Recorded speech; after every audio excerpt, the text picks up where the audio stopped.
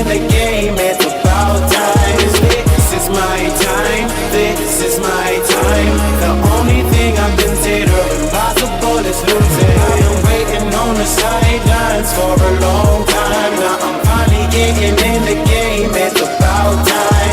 This is my time. This is my time. The only thing I consider impossible is losing.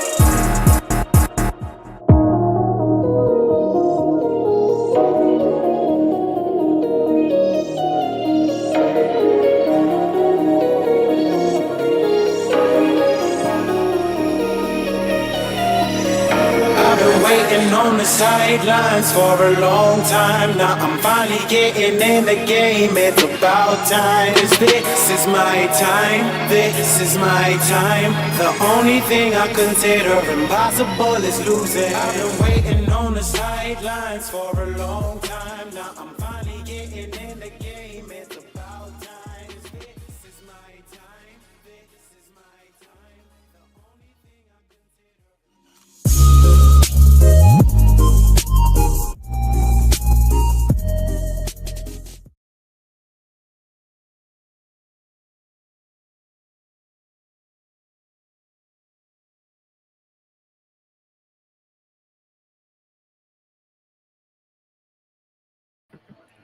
Testing. All right, y'all, bear with me.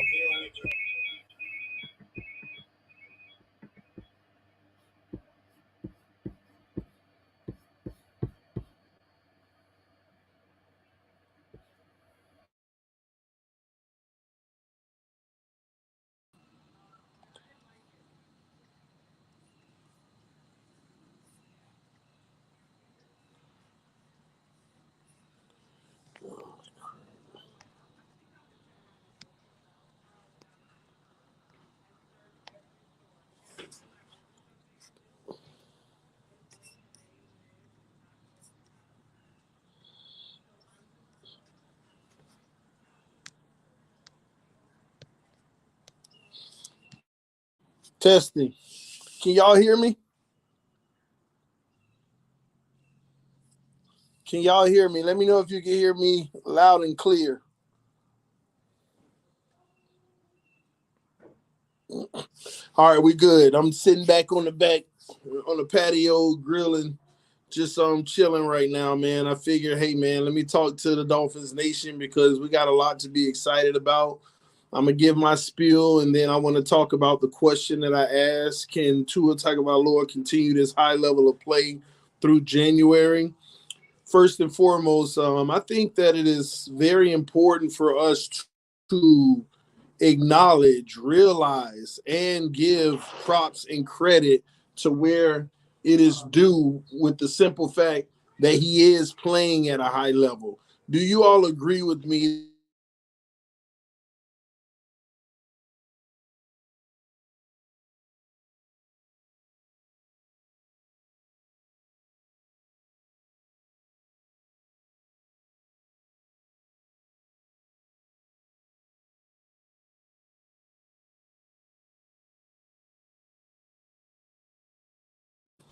What is wrong with it? Okay, I'm back now. All right, cool. I can't hear. No sound. Yes, I agree. No, well, I asked the question. Can we all agree that at least as of the last 3 weeks, we can recognize that Tua Tagovailoa is playing at a very high level? That's the question that I asked. Put it in the comment section, yes or no. Can we agree on that? All right, so the consensus pretty much acknowledge the fact that he's playing at a high level. Now I got to ask y'all a question. Did y'all ever think he could play at this level? Yes or no?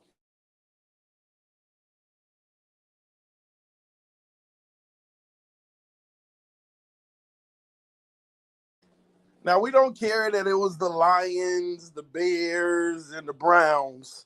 Just the fact of even, because it's still NFL competition. Did you believe he could play at this level? No, he's top 5 material. We told you. Who is we? And what did you tell me? Hold on. It say I'm having internet problems. Let me make sure I'm off of Wi-Fi because I don't need it.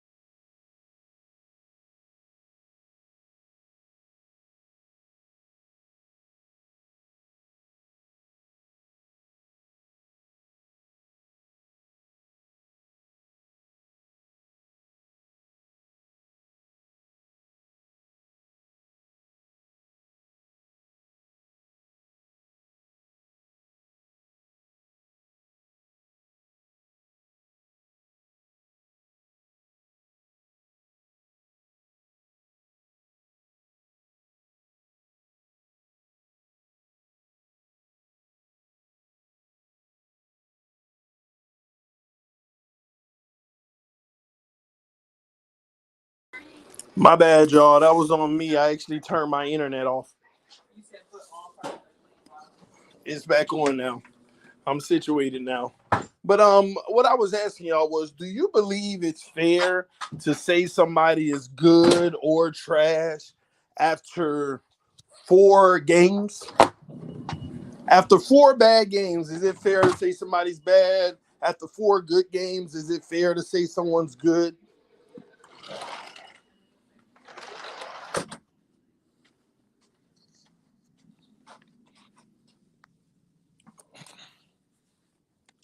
My only concern is the cold weather games. We'll get there. Well, here's my take on all this, okay? Here's my thoughts on all this. Tua Tagovailoa is doing something right now that I never thought he had in him. Now, am I sold on Tua? No, I'm not sold on Tua. I've seen this before. A lot of people act like they haven't seen it before, but we've seen this before. Am I sold on him? No, I'm not. But at the same token, he's definitely exceeded expectations so far from what I even believe he was capable of. And in my opinion, that says a lot because at the end of the day, all I want to do is be shocked. All I want to do is be shocked, and I want to be wrong because I have been someone who has been very vocal and very clear that I do not think that Tua Tagovailoa is a franchise quarterback long-term in the NFL. He's a guy that may be good enough to not be good enough just to miss out of every time you get to the big game and the big moment is his bad performance. It's almost like the Baker Mayfield in his good year. It's like Jared Goff in 2018 when Jared Goff went to the Super Bowl. He had a historic year, not a historic year, but he had such a great year that caused him to get a contract. The offense was number 2 in the NFL. They were unstoppable. Nobody could stop that offense, putting up almost 30 a game, just explosive. Then he got that contract, and the team just was in misery ever since. We've seen this before. Same thing with Ryan Tannehill. Ryan Tannehill in 2019 when he went to Tennessee had the number 1 quarterback rating in the NFL, had the number 1 PFF rating in the NFL at the end of that season. PFF grade was a 92.5. I think Tua's PFF grade right now is a 91.7 or something like that.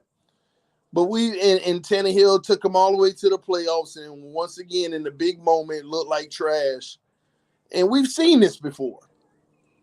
And Jared Goff is proof, Ryan Tannehill is proof, Baker Mayfield is proof that at the end of the day, none of this crap matters until you get into the postseason. Who are you in the postseason?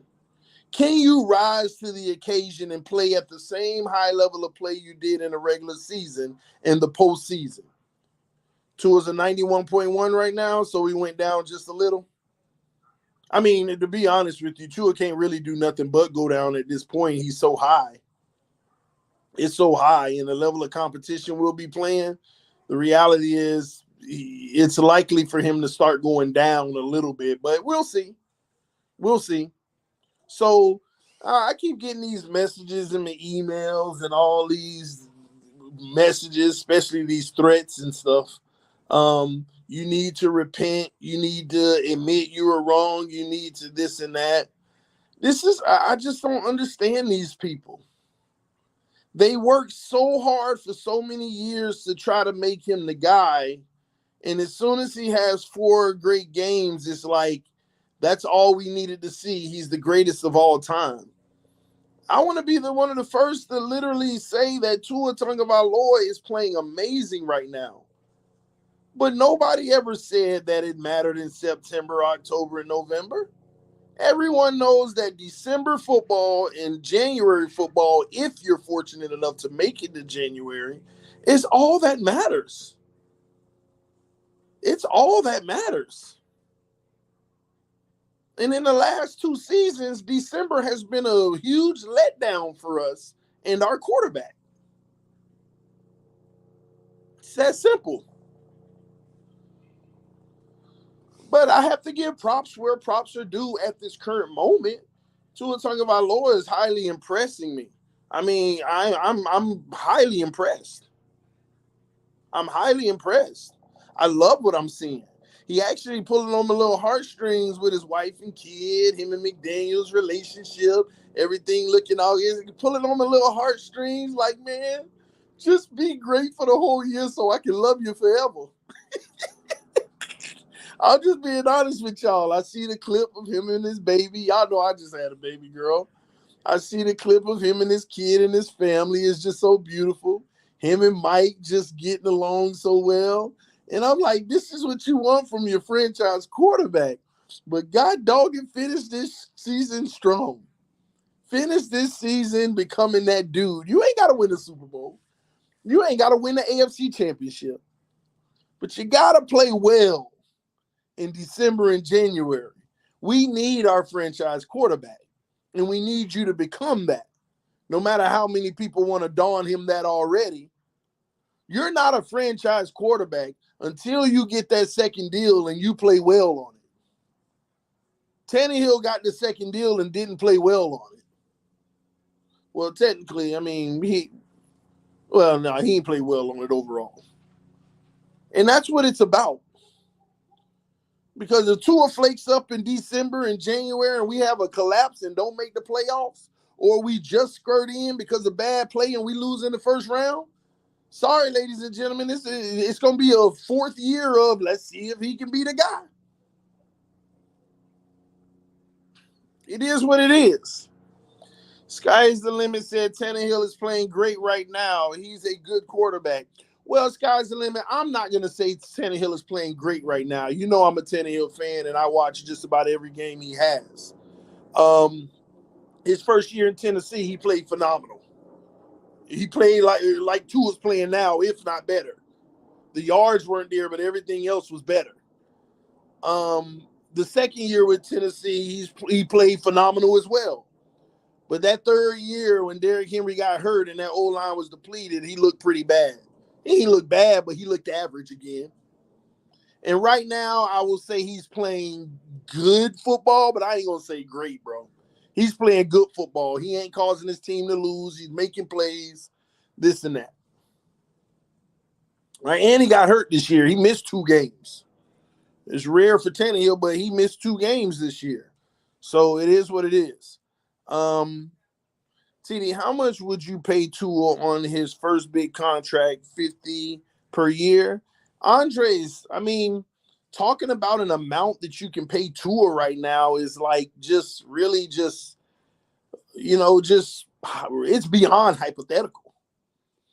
There is no data that say what you should pay him. Think about it. Before this season started, you would scratch your head on whether or not you would give him $10 million a year going forward.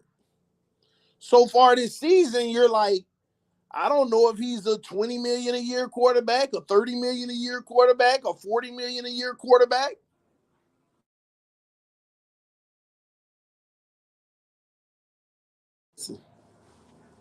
Testing. All right, I'm back. I got to put the no calls on. But yeah, you don't know what he is. I mean, people, and here's another thing. People need to stop with the delusion. You got to look at this season in its totality.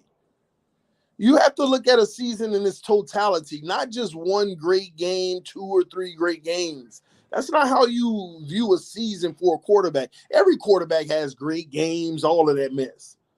Some people like, well, that Baltimore game they're saying that it might be the best performance of a quarterback in the year. I'm like, really?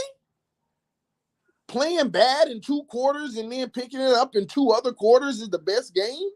When the first half was a whole different tale, you threw 2 picks?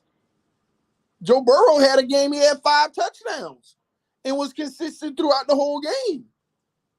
So this notion, I don't get what you can only get praised if you dig yourself a hole and come back from it.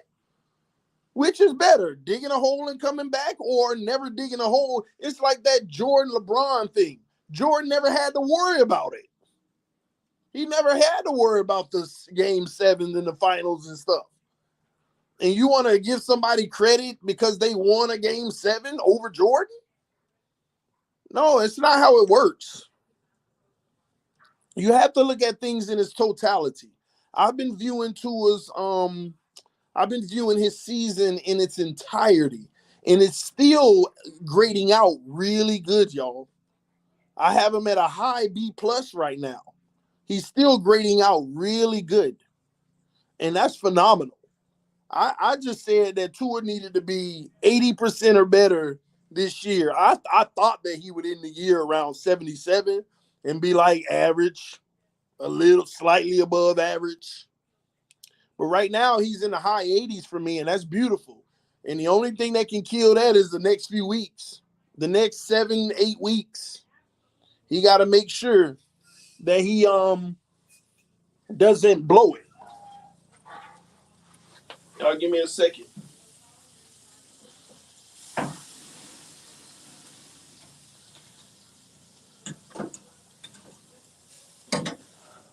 All right. Yeah.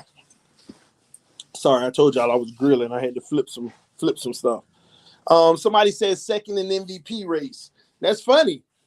Like everybody's on this just over mid-season hype train right now. Do you see it only took 2 weeks for Josh Allen to just crumble? 2 weeks. That's all it took. 2 weeks. One bad game and you go from second in the conversation to not even being mentioned. That's why this thing has to play out. I've seen this before. All right, like I said, 2019, Tannehill was 4th in the MVP voting. Not voting. He was in 4th in the MVP race. Everybody had him 4th. And they said the reason he wasn't 2nd or 3rd was because he only played 12 and a half games. But it didn't matter because when you went to that postseason, that's all that mattered. He got to play this season out and continue to play at this high level. Then he'll get all the praise. And that's all it's about, y'all. A lot of people, this is what I don't understand. Well, it's not me, but this is where, let me not say I don't understand. I understand these idiots. And yeah, I said idiots because I think people like this are idiots. Sorry, forgive me if y'all feel like that's too harsh, but I ain't really sorry. But anyway, matter of fact, it's worse than idiots. It's disrespectful to disrespect somebody else because they're not sold. How dare you not believe yet? How dare you not have any, like without a shadow of a doubt, how dare you still have doubt? I'm sorry, I've seen this before.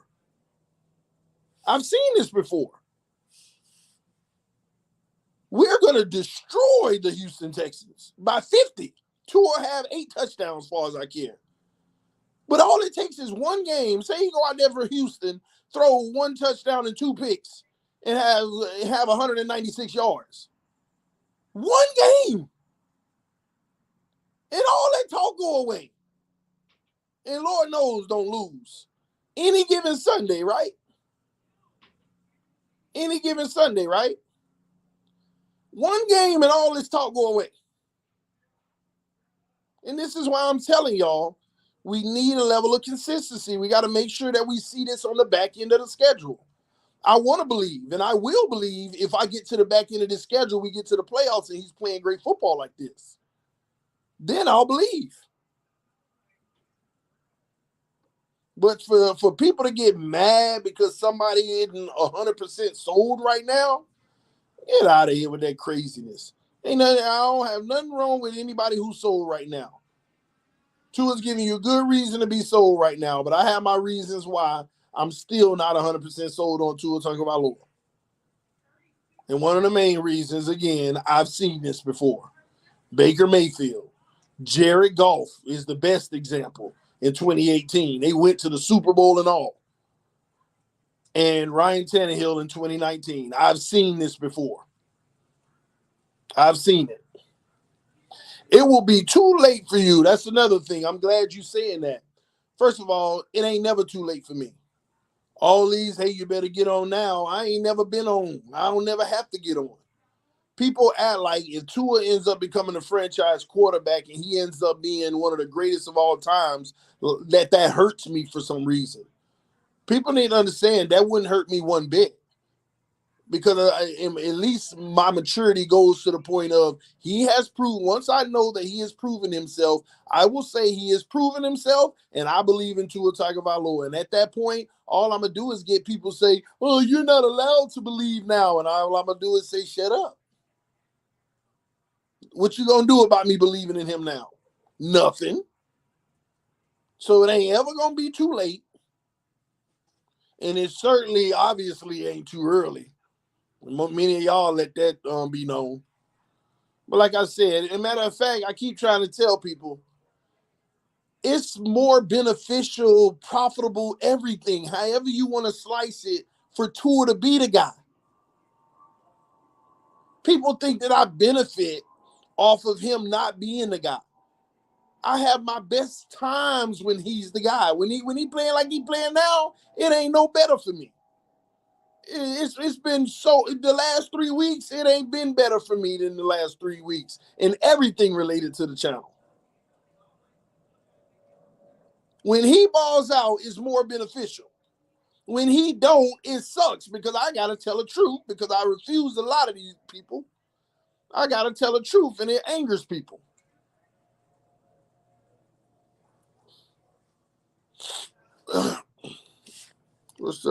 Sloth said, why do people keep making Niners out to be better than us? I think they're overrated. They barely beat Herbert and no receivers. We should beat them. Now, when you compare, look what this team did to that team. Look what that team did to this team. Look how Aaron Rodgers struggled with the Lions and we didn't, and Tua didn't. You can't compare team to team. Every week, these teams come in with a different game plan, different personnel. What our game plan is might have been different than the other game plan. Ours might have been better than the other ones. Theirs might have been better than ours. You can't compare when another team plays a team. We beat the Patriots. The Patriots beat the Jets. The Jets beat us. What do you make of that? What do you make of that? It's just how it works.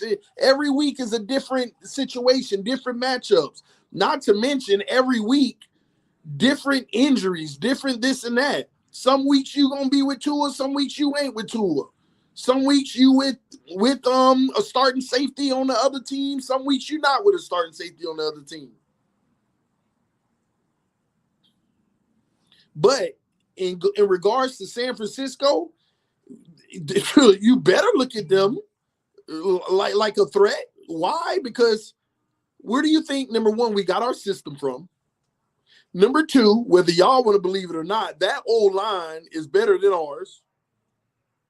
That O-line knows what they're doing and have been doing it longer than ours. That O-line has the better left tackle. Some of y'all may not even realize that. That left tackle is better than Teron Armstead. That run game can get it moving any given week like crazy, depending on what their game plan is. Better than our run game. Another thing, people like, oh, we got a run game now. Can we run into an actual great run defense first before we say that? Can we officially play a great run defense before we feel like we got a run game? And can we run all over them?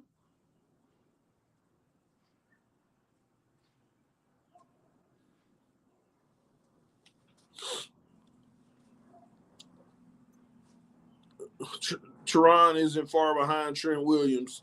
I'll have you want to slice it, not far behind and right on his back. All I know is Trent Williams looking in the rearview mirror. Ain't no debating that. However close Teron want to be to him, Williams looking in the rearview mirror. That's a fact.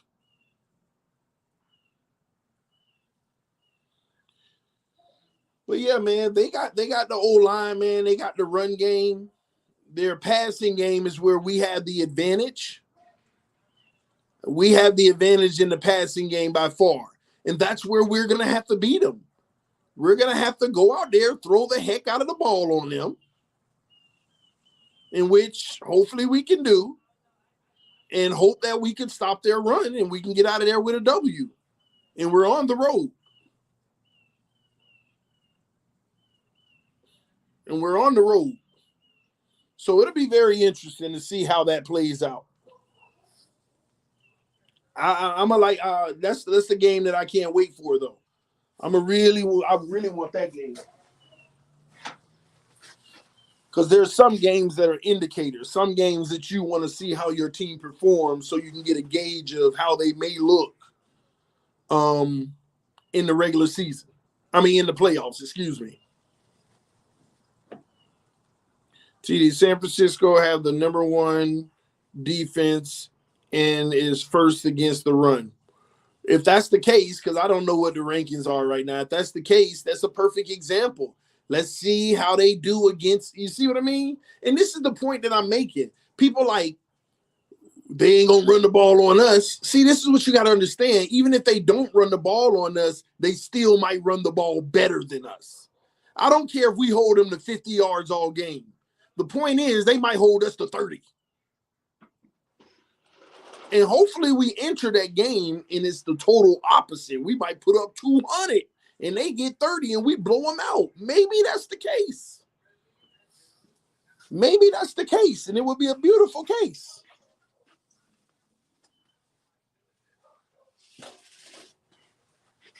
But time will tell. Time shall tell. We got a super chat. There isn't an offense in the league that's more explosive than Miami, and Tua is the key. He is out to prove his doubters wrong. I hope so. He's going to have to continue to. There ain't no offense in the league that's more explosive than Miami in 4 games. Let's make sure we understand that. There ain't no offense in the league that's more explosive than Miami in 4 games. And now we need a level of consistency on this back end, continuing to play at this high level so that we can actually say there ain't no offense in this league more explosive than Miami. Because everybody, we got the most explosive offense. There's offenses out there that's putting up points, that's moving that rock. Buffalo has been doing it all season with the exception of 2 games now. All season pretty much. Kansas City's still rocking and rolling. And these are AFC teams. These offenses are still explosive. They out there throwing up 30.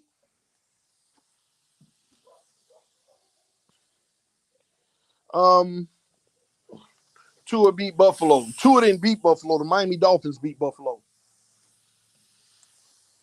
Tua beat the Lions. I give you that one. Tua beat the Bears. The team beat the Browns. But Tua beat the Lions and the Bears. Tua got 3 games in his career where he beat them. He beat the team.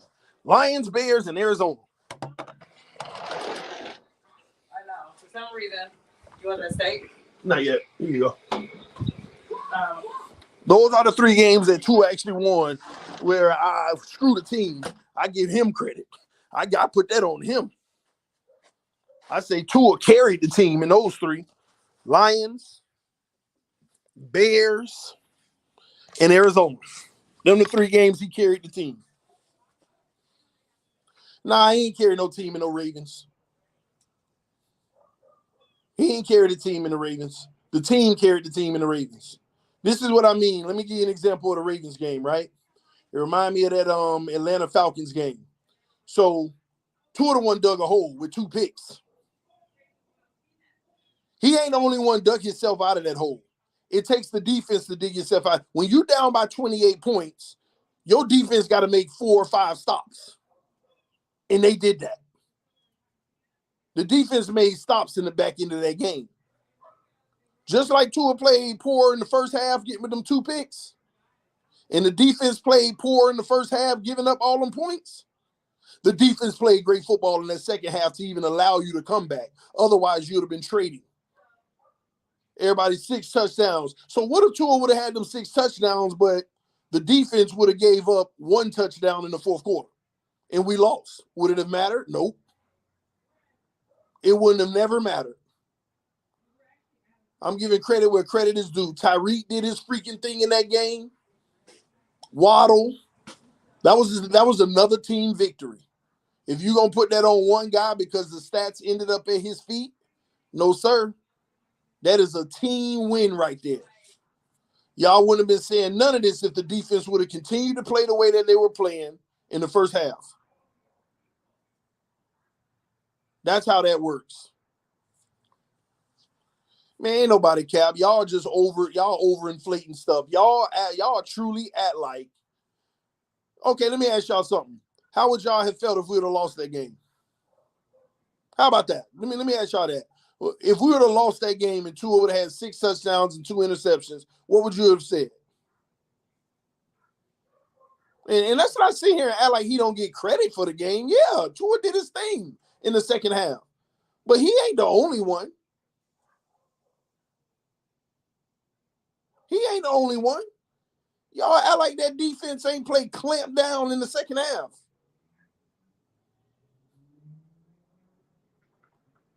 So I'm asking, if we would have lost that game because the defense gave up 2 more touchdowns, then what? Tua played great in that game, but the defense gave up too much. He balled out. Exactly. We still lost. If it wasn't for the defense, we would have still lost. So the defense didn't win the game, nor did they lose the game. Tua didn't win the game, nor did he lose the game. That was a team game. Everything was clicking in that second half in every facet of the sense. The offense, defense, special teams, everything was clicking. Why the defense didn't clamp down in the first half? The same reason Tua threw 2 picks in the first half. See how y'all act?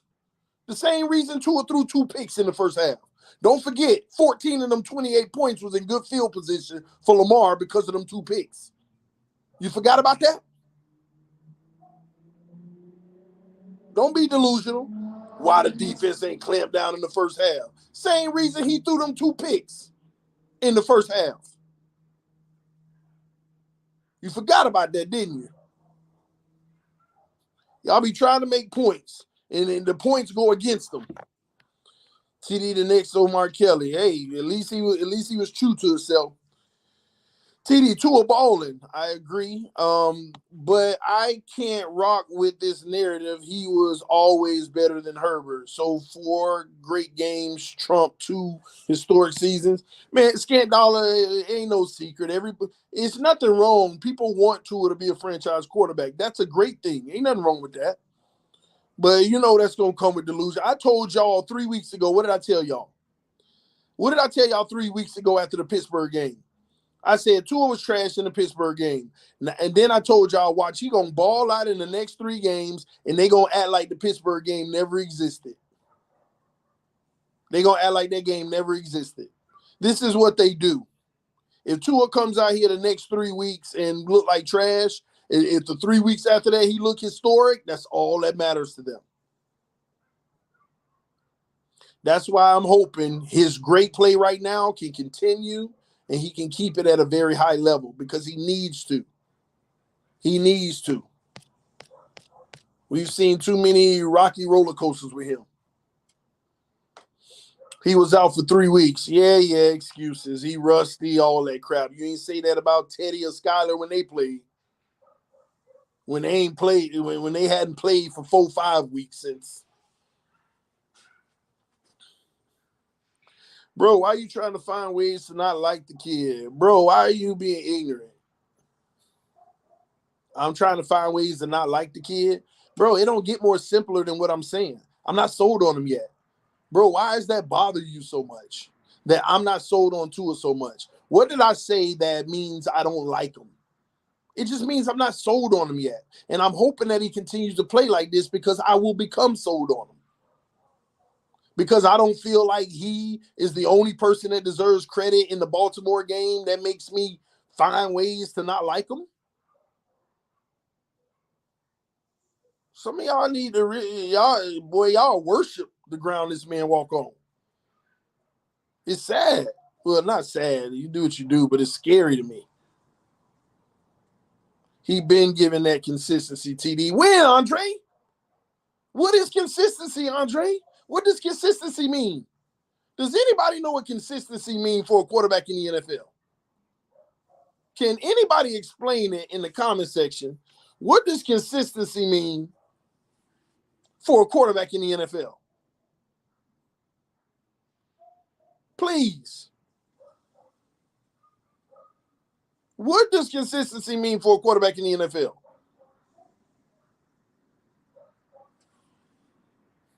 Talk about consistency. You done lost your mind?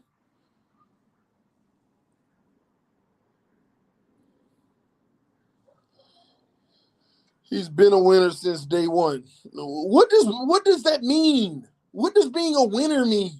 Like some of y'all, I need answers. What is a winner? Like, he done been in the league. This is his 3rd year. Does he have a Lombardi yet? Talk about a winner. Do you know what a winner is in the NFL? Oh, you talk about them Tony Romo winners. That's what you talk about. Them winners like Tony Romo. Every year got more wins than loss. Oh, I got it. Okay. That kind of winner. Not the Brady kind of winner, but the Tony Romo type of winner. I see what you're saying now. Jimmy G winner. Okay. It makes sense now. Is that what you meant by he's been a Tebow winner? I get it now. I see what you're saying. Is that what, well, let me not say I see what you're saying and jump to conclusions. Is that what you're saying? Oh my God. Is that what you're saying?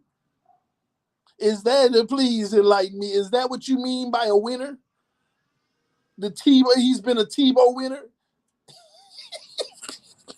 He's 24. Tebow was 22. What you talking about? 23.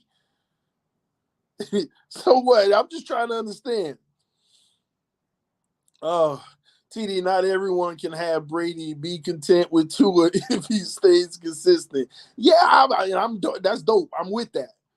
But you just put the key words, if he stays consistent. That's all. I'm waiting on consistency. Consistency takes a longer period than 3 weeks.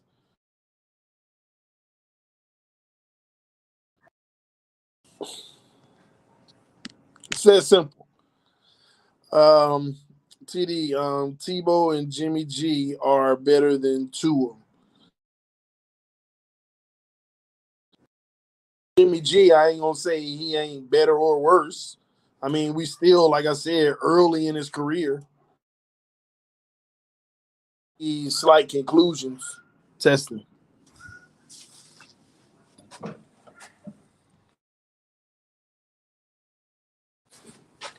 Testing. Testing.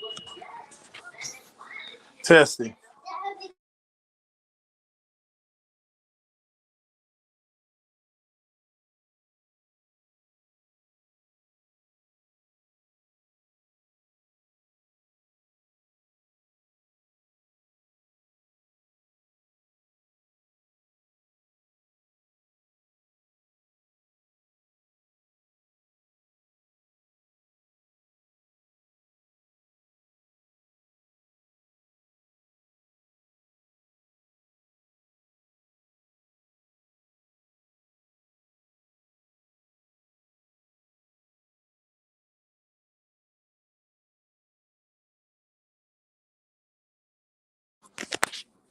Testing. Testing. What is wrong with this thing?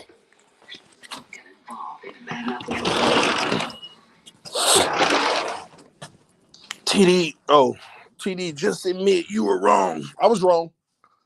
I was wrong. I thought Tim Tebow was going to be one of the greats of all time. I'm sorry.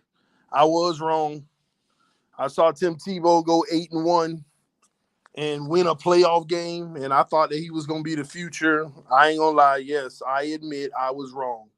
When Jared Goff had that great year in 2018, and I thought he was going to go on to be one of the great quarterbacks for that franchise, I was wrong.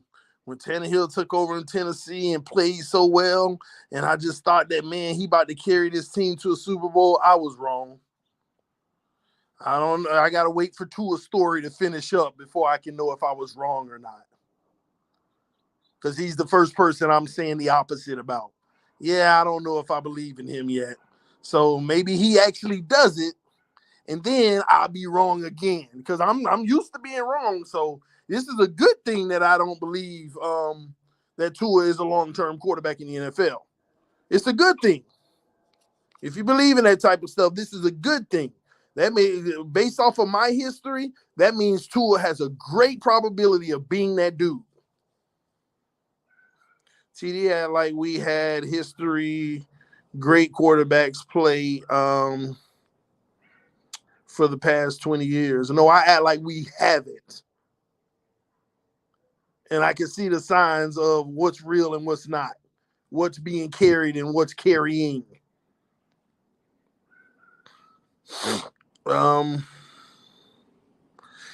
Money Mitch says, so basically he's been wrong so much, he doesn't want to give Tua a chance. Jeez, all I've given Tua was Money Mitch is a chance. Y'all just can't recognize it because you never, like most of y'all don't even care to evaluate. You just say he threw a historic pass in Alabama to replace Jalen Hurts. He's going to be one of the NFL greats, and nobody can tell me otherwise. And you're going to stand on that until it happens or it doesn't. And if it does, I told you so. And if it doesn't, it's because everything that was around him. And he was always set up for failure and never success. That's all it's going to end up being. And I hope it ends up being you right. I hope all y'all who think that I'm sound crazy right now, I hope you end up right because all I want is to hoist the Lombardi.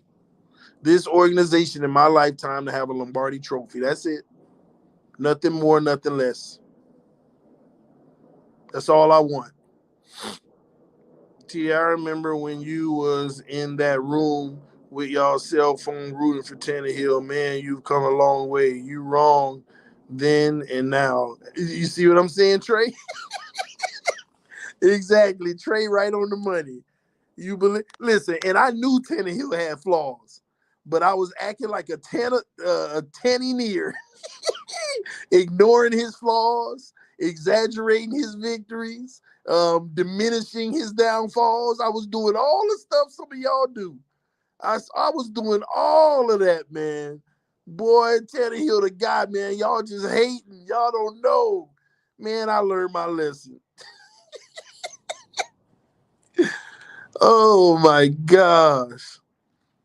Anyway, man, Now, I just wanted to come talk to y'all about that. Can Tua Tagovailoa continue this high level of play through January? Only time will tell. But I think this Houston game will ball out, continue to get these stats and look great. But after the Houston game, that 6-game trek is what matters, baby. Them 6 games right there. Those next 6 games, man, is huge for this organization, not just him. The next 6 games is everything. I'm gonna try to do the all 22 at some point this week. I doubt we're looking at OBJ. But I'll see. I think he will, TD. I hope so, I hope so. That'll be a beautiful sight for us all, man. Anyway, I'm about to get up out of here. This is TD Fans Talk, home of the real Miami Dolphin fans. Y'all make sure you show up to the freaking round table tonight because it is about to go down. Dan and Buffalo Bills, they got to hear every bit of they trash, and we're number 1 in the AFC East. Y'all show up to the round table, 7:30 p.m. tonight. I will be hosting. Let's go, man. Hit that like button on your way out. Love y'all. Appreciate y'all. I'll see y'all soon. Peace. I'm out.